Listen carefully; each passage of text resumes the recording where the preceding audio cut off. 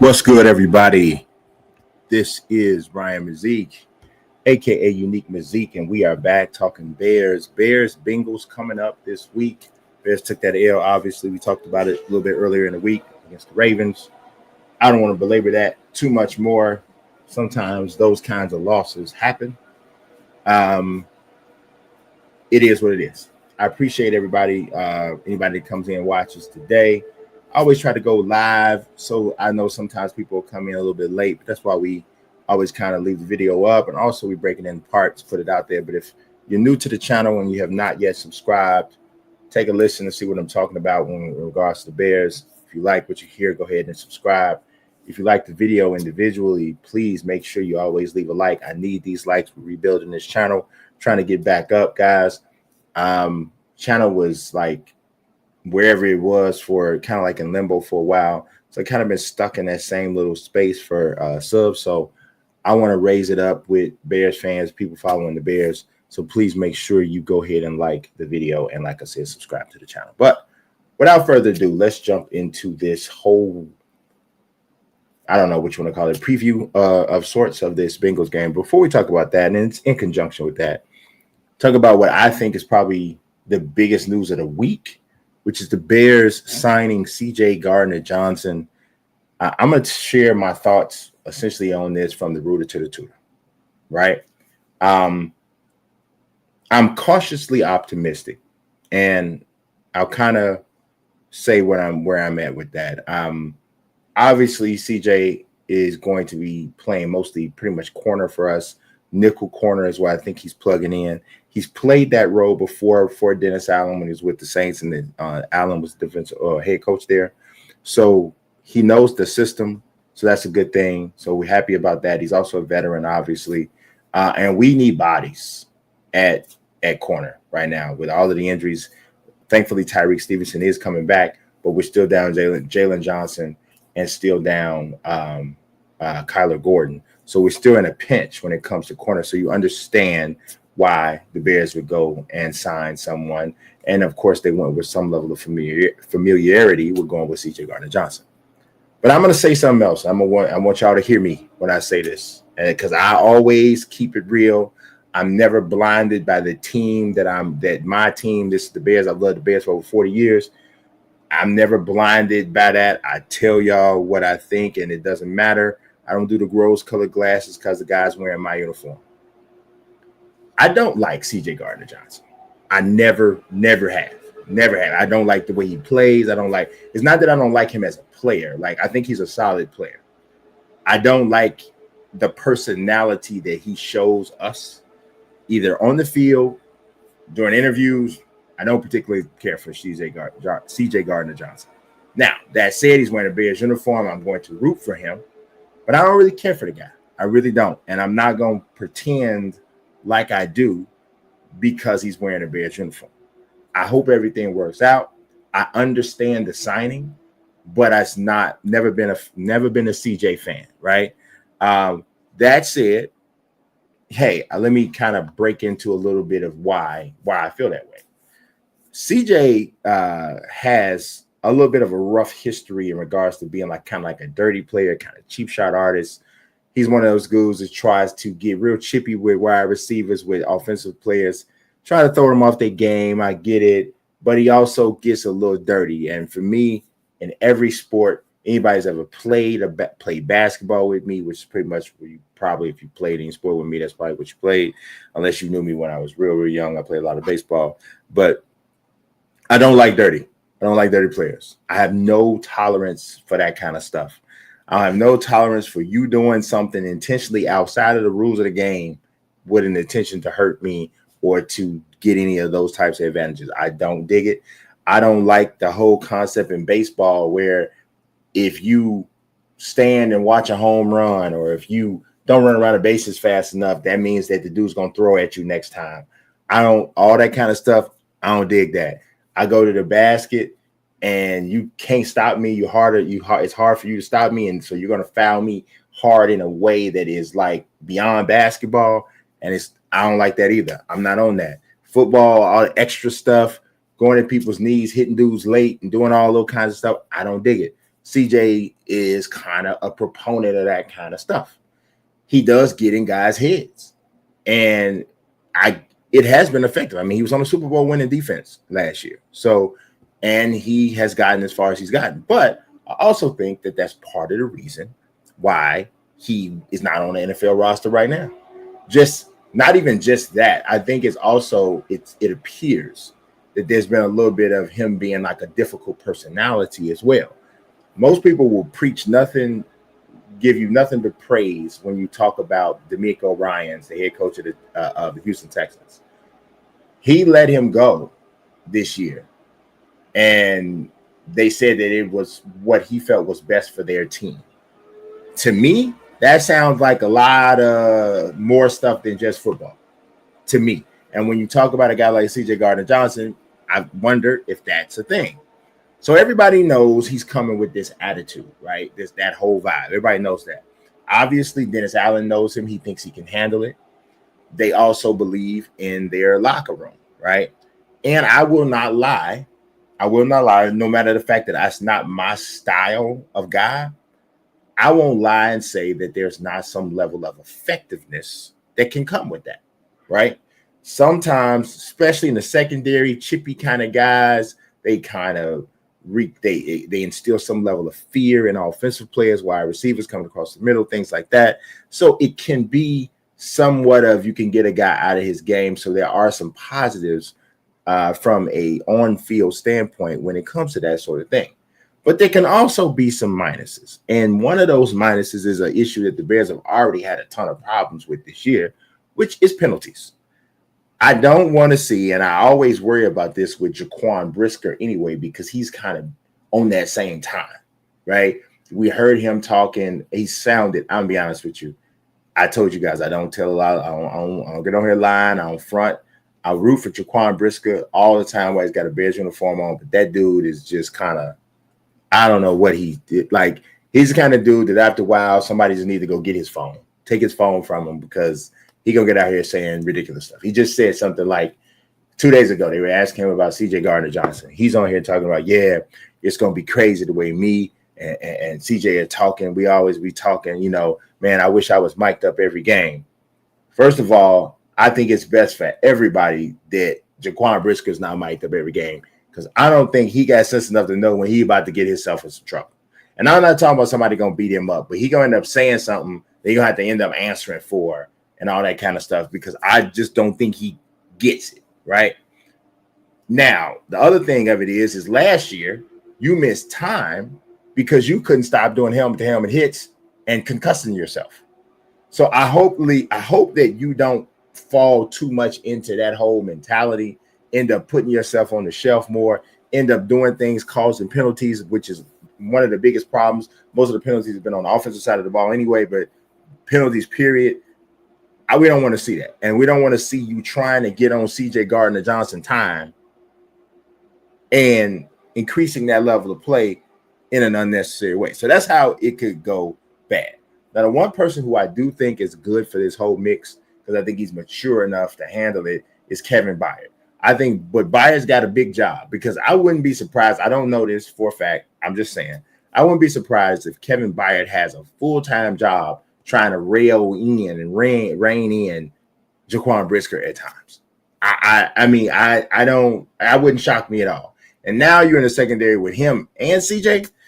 Byard has said nothing but the right things in regards to, being a teammate with CJ Gardner Johnson. He respects him, which is a good thing. Byard's having a fantastic year, but that part of it kind of worries me a little bit. But I hope that Byard is there to be the common voice, to be the veteran that he is, and to keep that whole secondary on track. Because honestly, from a talent standpoint, with getting Tyreek back, having CJ out there, Jaquan Brisker, Kevin Byard, we're now beginning at least to look like an NFL secondary again, which is what they didn't look like last week. So I'm going to keep it real 100%. I'm going to tell you exactly what I think. If I'm wrong, I'll come back the next week and tell you. But that's the total picture of what I see about this CJ Gardner Johnson thing. No question, the depth and experience is needed, and I hope that we only get the positives and none of the negatives. My next thing, this dropped today, which is on Friday. The Bears will be without DeAndre Swift. Monangai Kyle Monangai is going to get his first start, which is, I don't want to see Swift out, but I like to see Kyle get an opportunity to step up. And so it's a couple questions about that, right? Well, first of all, let me say this. I'm happy to see DeAndre get a break. I think physically he needs a break. If you have been watching the injury reports and the practice reports over the last 2 to 3 weeks, he's been missing a good amount of practice. The Bears have been doing everything they can to try to load manage him during the week so that he's ready to go on Sunday. And it has come a time where he kind of just needs another bye week for himself to maybe get healthy for the stretch of the season. And you hope that that's what comes of this, is that he gets the time he needs, stays healthy, and can, get a little healthier going into the next game. And then now he doesn't have to miss any more time. That's what you hope. But didn't practice at all this week. When I saw he didn't practice on Wednesday or Thursday, I was like, yeah, I don't know. And then when he didn't come out there Friday, I'm like, oh yeah, he definitely not. He's not playing. He's not playing. So I'm not broken up about it. I like DeAndre. I was team DeAndre Swift when everybody wanted to trade for another running back, because I always felt that the running game struggles were not about him. It was about that offensive line getting jailed. So we'll see. Monangai finally getting his opportunity is great. I have a kind of I don't know, almost I don't know if you want to, it's not a stat line, but it's more of the amount of touches that I would like to see Monangai get in this game. I would love to see him run the ball 15 times, get a chance to catch it 5 times. I think that is a really solid balance of touches for him. And I also think that potentially that could take a lot of pressure off of Caleb Williams if Monangai is getting involved that much. Also, if he gets 15 rushes, 9 times out of 10, the Bears are running the ball fairly well. So, because he's not going to take all of the carries. So the days of one running back running the ball 25, 30 times in a game, that's pretty much done. We're not going to see that no more. That was 90s, early 2000s NFL football. That's not how people do it today. That's not how teams do it today. So that's the amount of touches I would love to see Monangai get. I think if he can get lanes, he's a fantastic downhill guy. I think he's excellent at that. Hands aren't bad. If his pass pro is in order, we'll be okay. I do think we'll be okay as long as we continue to run block the way we have. And also the Bengals defensive line looks like it's going to be a bit banged up because Trey Hendrickson's not playing. So there's some opportunities there. I think the Bears will have a chance to run the ball. Also, if you look at last week, Breece Hall lit this Bengals team on fire from out the backfield. And he had been struggling. And we're talking about the Jets, which is the worst offense in the NFL. And I think that bodes well for Kyle Monangai to have a solid game. Now, a big question that I have is that we know that Monangai is stepping up to start. We also know that Roschon Johnson's out. So who is the backup and maybe even the third guy in case we need a third guy to get touches in this game? So Travis Homer's healthy, but the Bears have very seldom used Travis Homer from the line of scrimmage since he's been in the NFL, since he's been with the team. He's been almost entirely a special teams player. So does he play? Now, the Bears also have Britton Brown on practice squad. A lot of people, if it hasn't happened already, at this point when I'm recording this is about 7:15 on Friday night. A lot of people are expecting Britton Brown to be elevated from the practice squad to add another body. I'm obviously, to make sense, you're going to need some depth. God forbid Monangai gets hurt or Travis Homer gets hurt. You can't be down to just the one running back. Here's the other thing I don't know if a lot of people are talking about. The Bears have been putting DJ Moore in the backfield quite a bit. I mean, almost every game he's had a rush or two. So I'm wondering now, mind you, DJ's been battling a growing issue himself, but I'm wondering, is this a game where DJ Moore gets more consistent carries as a running back or consistent reps as a running back, and then you do some more creative stuff with him coming out of the backfield? One of my biggest issues with the way they've used DJ Moore when he's in the backfield is that, to me, almost every single time they put him back there, they hand it to him, which is a tell, obviously, right, for the defense. if DJ goes in the backfield, if you start feeling like 9 times out of 10 he's going to get it, then it makes it a much easier play to diagnose. So I would love to see him in the backfield more, used as a decoy, and we do something different. But it'll be interesting to see if he gets more carries in this game with DeAndre Swift out, and maybe them not as comfortable playing Travis Homer in that role, and maybe more comfortable with using DJ Moore as a running back over Britton Brown, which is somebody they will have elevated from the practice squad. That is going to be, in my opinion, one of the most interesting things to watch in the way they handle the running back position. Does it impact play calling? You know, how effective is Monangai going to be? How often are they going to go to Monangai from the beginning? The Bears usually like to come out trying to establish that run early. Will they get away from that because they don't have their number one guy? And I'm going to tell you, this is the thing that I pray we don't see. I'm telling y'all right now, this is the thing I pray we don't see. I pray we do not see Kyle Monangai put that ball on the field. Please don't fumble. Whatever you do, anything else, don't fumble. And I'm going to tell you why. If he puts the ball on the ground, especially if we don't recover it,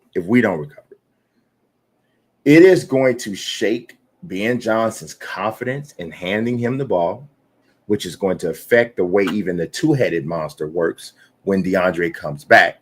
It could affect Kyle Monangai's overall confidence. Kyle Monangai runs with a ferocity, which works to his benefit. But if he puts that ball on the floor, if he puts it on the field, who knows what that does? And the last thing this offense can use is to have the running game take a step backwards. The running game has been, for lack of a better term, the saving grace for Caleb Williams in the offense, because as he has struggled, which I believe his struggles the last time he played well was Dallas, right? So all of those games since the Dallas game, he has been either mid or below.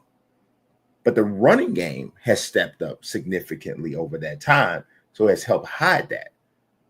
Monangai puts the ball on the field, we lose some confidence there, and we could find ourselves in a big problem offensively. So I am hoping and praying Monangai secures that ball. Also on the offense, we're talking about something different here. Colston Loveland, is this the week? I think Bears fans have been saying this pretty much all year. Everybody's waiting for the Colston Loveland week, the week where he just goes off. Now, it felt like last week could have been that week because Cole Kmet missed the first game of his NFL career. Loveland gets to start against a Ravens team that,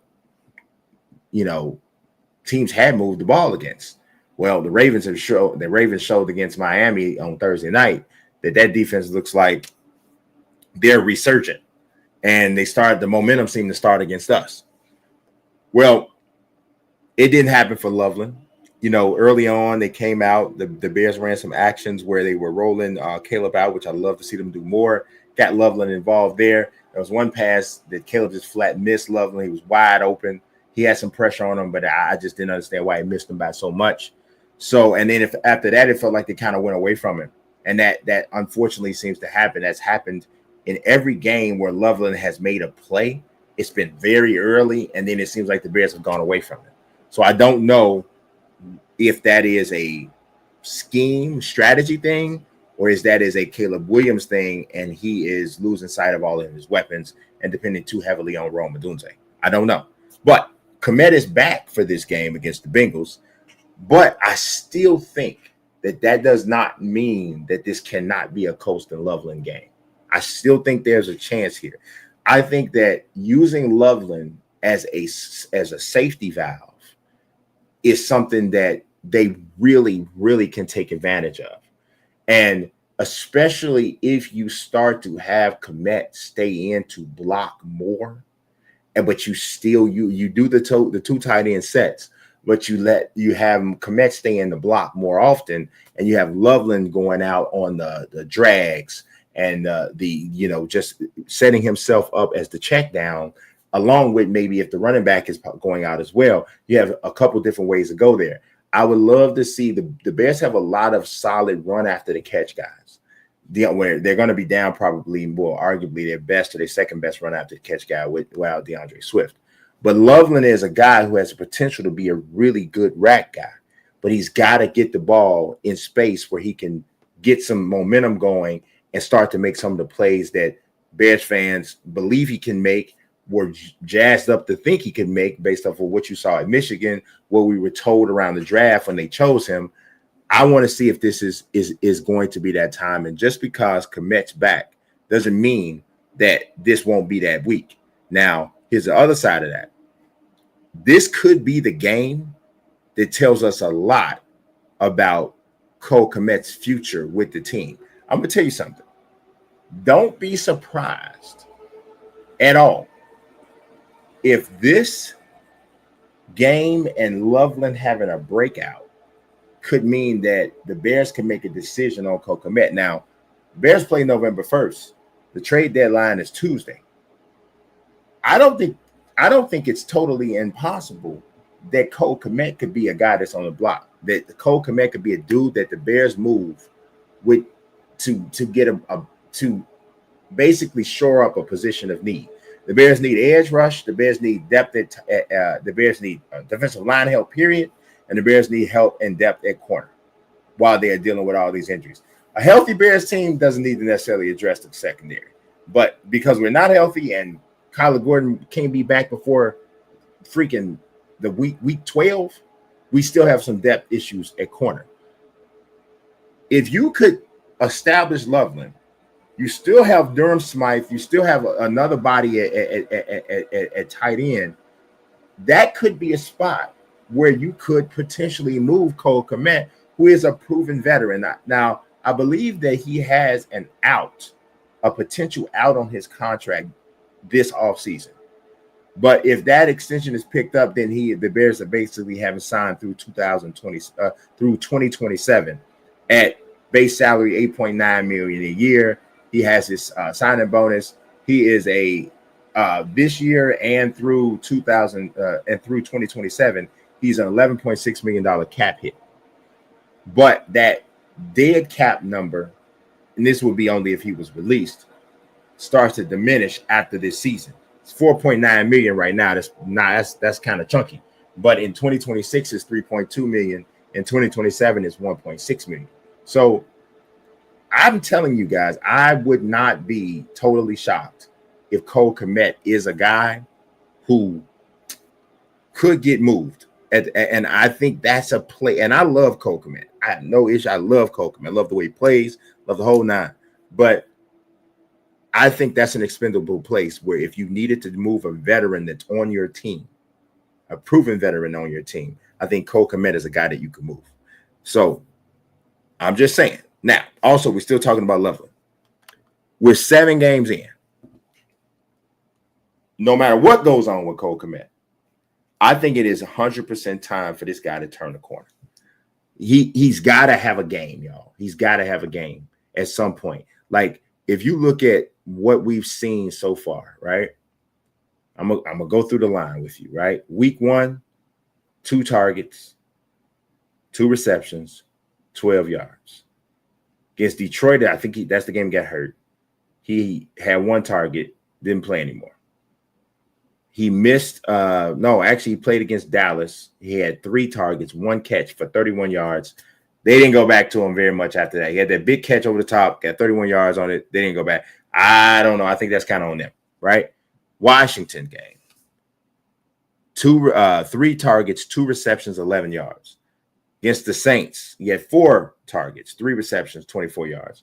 And then last week was the most involved he's been. He had 5 targets. He had tied a career high with 3 catches, and had set a new, very modest career high with 38 receiving yards. That's not enough. He's a 10th overall pick, guys. 10th overall pick at tight end. That is a spot where you expect a guy to make an impact in year one. I'm not trying to say he's Brock Bowers or needs to be Brock Bowers, but it's not an unreasonable ask considering Brock Bowers was the 13th overall pick in 2024. You want to know what Brock Bowers did in his seventh game? In Brock Bowers' seventh game of the season last year, he had 10 catches for 93 yards against the Rams. Now, the Raiders suck, so they lost 20-15, but he had 10 catches for 93 yards in that game. So it's football. The situation is different. There's a different quarterback. There's a different offensive line. There's different defenders. There's different everything, right? But when a dude is selected number 10 overall and has the physical talent that Colston Loveland has, people start to look for that level of production. And thus far, of course, we have not seen it. It's not all his fault, but it is still the bottom line. We haven't seen it. So I'm hoping that this is a turn the corner day for him.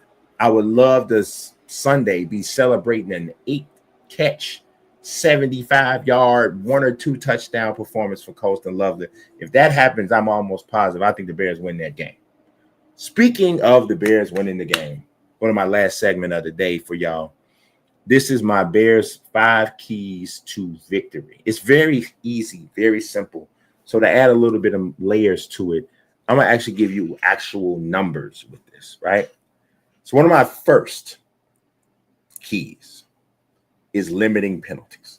Now, I am not expecting the Bears to come out here and suddenly play penalty-free football.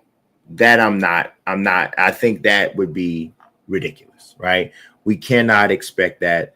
That would be quite the jump, essentially, from where they have been so far this season, right? That would be quite the jump. But what I would love to see is just some progress made in that space.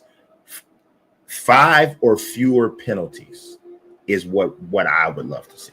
5 or fewer penalties. The Bears can stay in that range. They will not kill themselves on that end, on that part of the game, and they won't destroy drives.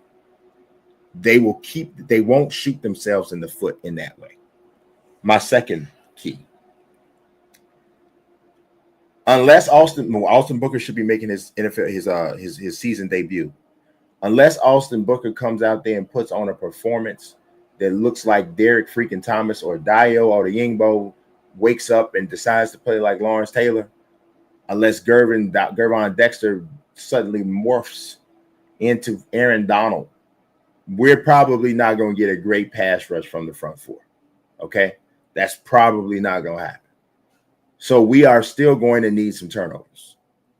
And Joe Flacco will give you an opportunity. He will. He's had a fantastic career, but he will give you some opportunities. I think the Bears need 2 turnovers or more to win this game tomorrow. I think it's going to be a high scoring one, but I think turnovers will shift some things. And whether it's forcing fumbles, whether it is picking passes off, I think the Bears need to generate 2 turnovers. That has pretty much been their formulas for victory this season already, because they have not been getting great pass rush. And most games, they haven't been great at stopping the run. I think the Bears need to force 2 turnovers on Sunday to get this victory. Now, staying on the defensive side of the ball, Dennis Allen has done a really good job being creative in ways to get pressure. He's not been able to depend on Montez Sweat, Dayo Odeyingbo, Gervon Dexter so much as to get just pass rush from the front four. We know that. Somehow, some way, the Bears have to get to Joe Flacco at least twice. They got to get to Joe Flacco at least twice. I don't care if it's Jaquan Brisker. I don't care if it's Tremaine Edmonds. I don't care if it is CJ Gardner Johnson coming on a blitz that is similar to the way Dennis had been sending Kyler Gordon.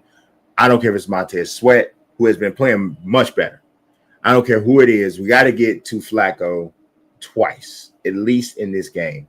If we let Flacco sit back there with time, comfortable, he will pick us apart. He is a veteran. He knows how to play this game. He has an absolute elite wide receiver in Jamar Chase. He has another fantastic one in T. Higgins.